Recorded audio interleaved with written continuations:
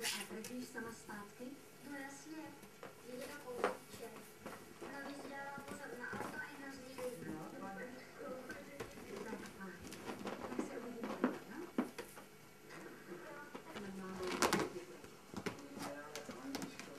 no? Hočko, ty bude tady bude za chvilku na střídání. Tak jo, tak já si příště řeknu. Děkuju.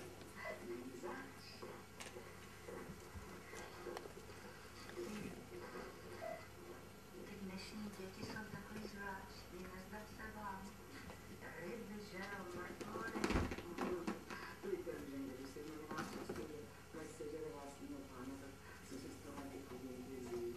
Nemám pravdu. Máte.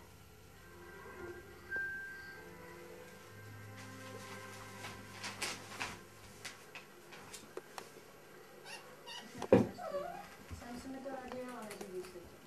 Já jsem tady s tím mobilem, víš? Hlavně buď klidnej. To je důležité. Musím jít do háje. Ty už můžeš být klidná. Chceš kousnout? To ještě chybí. Mě přišla na to na záchodě.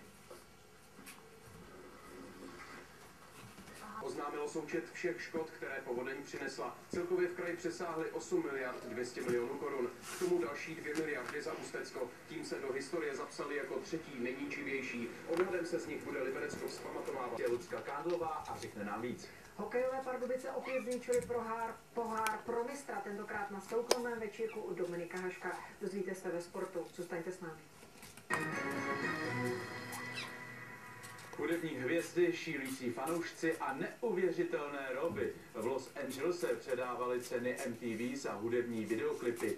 Bombastickou show letos ovládla Lady Gaga. Pozbírala celkem 8 cen, včetně té Katy Perry nebo R&B zpěvák Usher. Ovšem hvězdou večera se stala popová diva z New Yorku Lady Gaga. Lady Gaga! Lady Gaga! Lady Gaga, Bad Romance! 24 kategoriích rekordních 13 nominací. Proměnila 8 z nich a postupně na pódiu předvedla 3 večerní. I apologize if I'm a little slow this evening. Lady Gaga, která v listopadu vystoupí i v Praze, bodovala zejména s klipem k písni Bad Romance. Ten získal i nejprestižnější cenu, videoklip roku. Zpěvačka si od Cher převzala cenu v šatech připomínajících syrové maso a zaspívala fanouškům kousek písně z připravovaného.